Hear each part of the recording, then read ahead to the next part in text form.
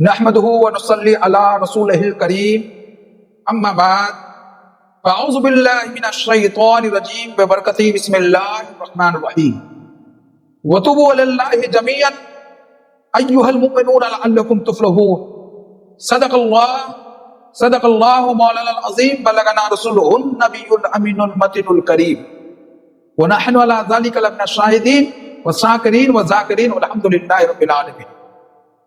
محترم سامعین، اللہ فرماتا ہے وَتُوبُوا إِلَى اللَّهِ جَمِيعًا أَيُّهَا الْمُؤْمِنُونَ لَعَلَّكُمْ تُفْلِحُونَ. تم سب مل کر خوب خوب توبہ کرو، امید ہے کہ تمہیں کامیابی و کامرانی مل جائے گی. اور ہمارے نبی صلی اللہ تعالی علیہ وسلم ارشاد فرماتے ہیں التائب من الذنب کمن لا ذنب لہ. جس نے توبہ کر لیا گویا کہ اس نے کوئی گناہ ہی نہیں کیا. تو میرے عزیز ناظرین، ہمیں اور آپ کو اخلاص قلب للہیت کے ساتھ توبہ کرنا چاہیے. توبہ کا مقام بہت بڑا مقام ہے.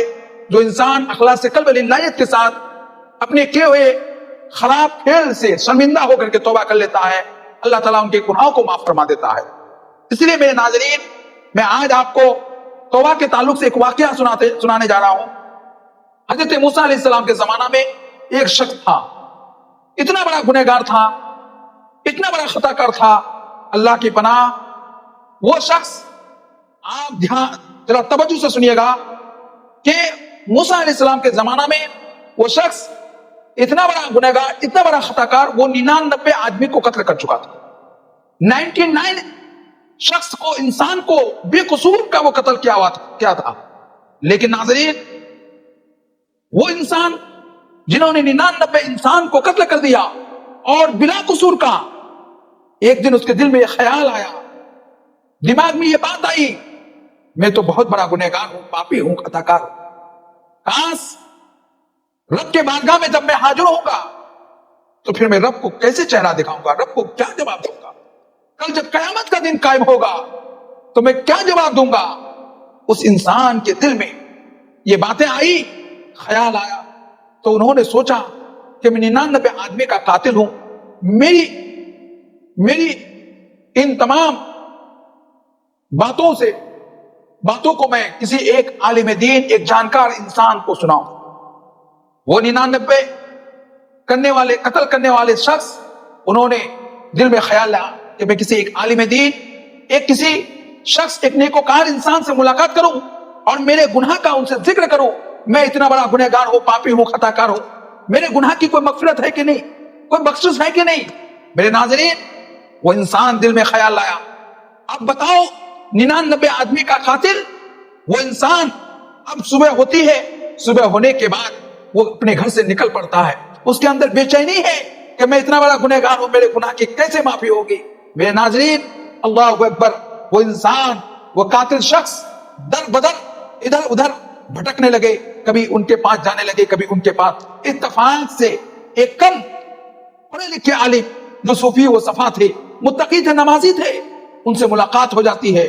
ملاقات ہونے کے بعد وہ قاتل شخص اپنا ذکر کرتا ہے، اپنی باتوں کو رکھتا ہے، کہتا ہے میں گنہگار ہوں، پاپی ہوں، خطا کار ہوں. تو پھر وہ نیکوکار انسان پوچھتا ہے تو کون سا خطا کر لیا ہے، کون سا گناہ تجھ سے ہو گیا ہے. میرے عزیز ناظرین، جو ہی پوچھا، وہ قاتل انسان سر کو جھکاتے ہوئے، شرمندہ ہوتے ہوئے کہتا ہے وہ شخص، میں نا 99 آدمی کو بلا قصور کا قتل کر دیا ہوں. میں اس کے لیے معافی چاہتا ہوں. میں کیسے میرے اس گناہ کی مغفرت ہوگی؟ میں نے جو بلا قصور کا 99 آدمی کو قتل کیا ہے وہ کیسے معاف ہوگا؟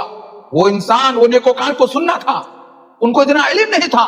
انہوں نے کہا 99 آدمی کا قاتل اور تو مغفرت کے لیے میرے پاس آیا کہ کیسے مغفرت میری ہوگی، کیسے میرا گناہ معاف ہوگا. میرے عزیز ناظرین، اللہ اکبر، جو ہی وہ انسان، نیکوکار انسان سنتا ہے، ان کا رونگٹا کھڑا ہو جاتا ہے. پھر وہ انسان کہتا ہے تو اتنا بڑا پاپی، اتنا بڑا گنہگار، 99 آدمی کو تو نے بلا قصور کا قتل کر دیا ہے، تم مجھ سے دور چلا جا، تم مجھ سے بھاگ، تم میرے قریب سے دور ہٹ جا. اللہ اکبر. کیونکہ اس نیکوکار انسان کو معلوم تھا کوئی اگر گنہگار کے ساتھ بیٹھے گا تو اس کا حشر گنہگاروں کے ساتھ ہوگا. تو اس نیکوکار انسان نے کہا، انہیں اتنا علم نہیں تھا، انہوں نے کہا ہو نہ جائے آپ کے گناہ کی وجہ سے، آپ کے خطا کی وجہ سے میں بھی گناہ میں مبتلا نہ ہو جاؤں، میں بھی عذاب میں مبتلا نہ ہو جاؤں، مجھ پر بھی عذاب نازل نہ ہو جائے، آپ میرے قریب سے دور ہٹ جاؤ۔ اللہ اکبر۔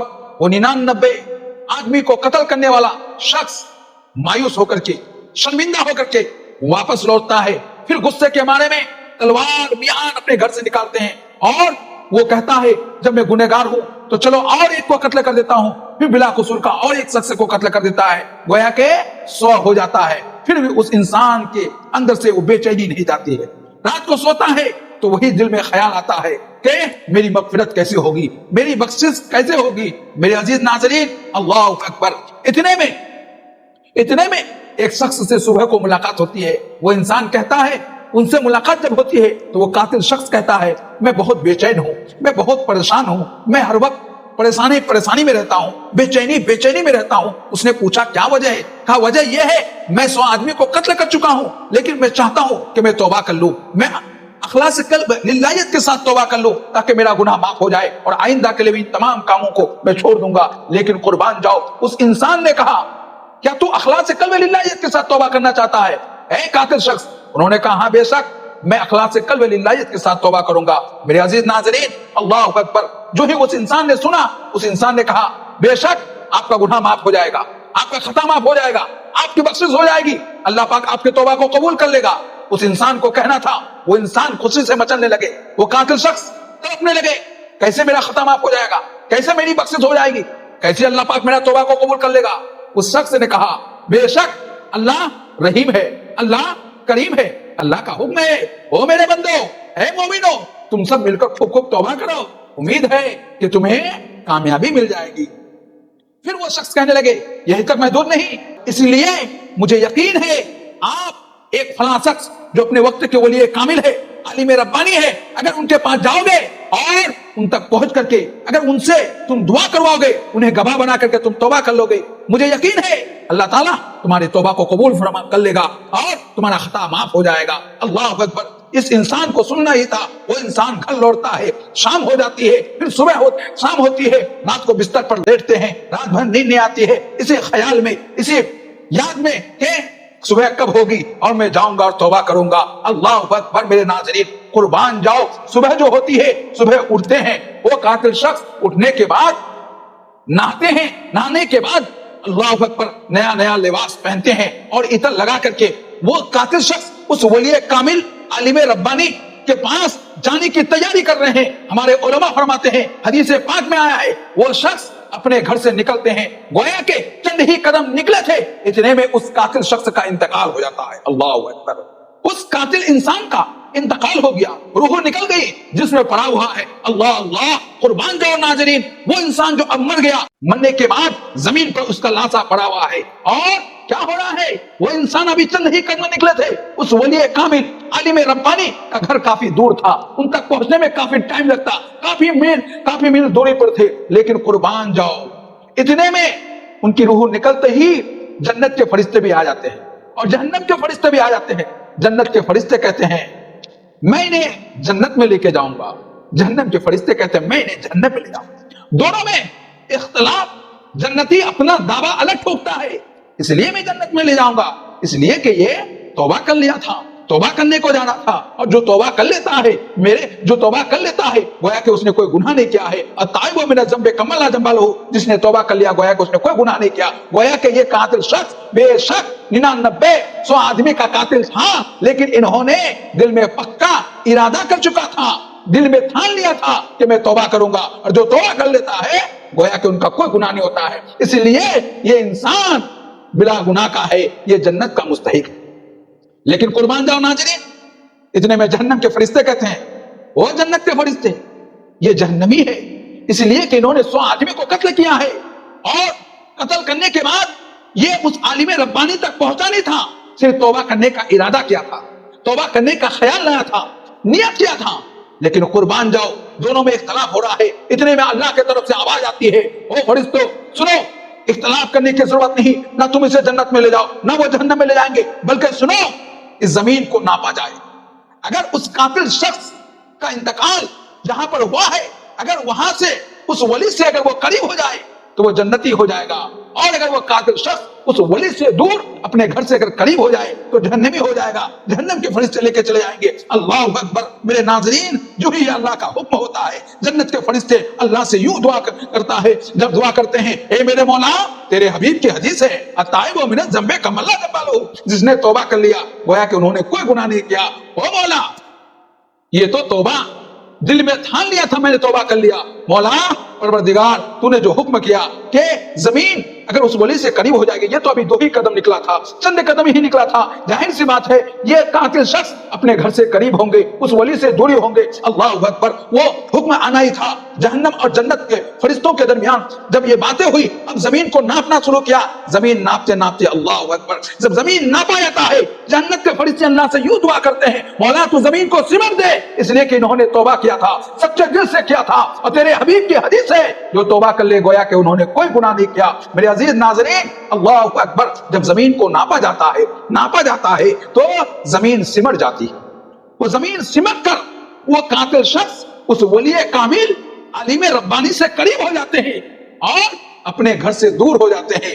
اب اللہ اکبر، جو ہی وہ ولی کامل سے وہ قاتل شخص قریب ہو جاتے ہیں، جہنم کے فرشتے مایوس ہو کے اپنی جگہ لوٹتے ہیں، اور جنت کے فرشتے خوشی بخوشی اس قاتل شخص کو اٹھاتے ہیں اور جنت میں لے کے جاتے ہیں۔ میرے عزیز ناظرین، اس واقعہ سے ہمیں اور آپ کو یہ سبق لینا ہے کہ ہم اپنے گناہوں سے ہمیں مایوس نہیں ہونا چاہیے۔ جب وہ 100 آدمی کا قاتل بلا قصور انہوں نے کیا تھا، جب اللہ پاک ان کے گناہ کو معاف فرما دیا، ان کو بخش دیا، تو یقیناً ہم اور آپ مصطفیٰ جان رحمت کے غلام ہیں۔ ہم سے اور آپ سے اتنا بڑا خطا نہیں ہوا ہے کہ ہم مایوس ہو جائے۔ ہم اور آپ اللہ کی ذات پر بھروسہ کریں اور اخلاص قلب للہیت کے ساتھ آج بھی ہم اور آپ اپنے خطاؤں سے توبہ کر لیں گے۔ مجھے یقین ہے کہ اللہ تعالیٰ ہم سب کا بھی گناہ کو معاف فرما دے گا، ہم سب کے بھی خطاؤں کو معاف فرما دے گا، اور ہم سب کی بھی بخشش ہو جائے گی۔ اس لیے مسلمانوں، رب فرماتا ہے وَتُوبُوا إِلَى اللَّهِ جَمِيعًا أَيُّهَا الْمُؤْمِنُونَ لَعَلَّكُمْ تُفْلِحُونَ، تم سب مل کر خوب توبہ کرو، امید ہے کہ تمہیں اور ہمیں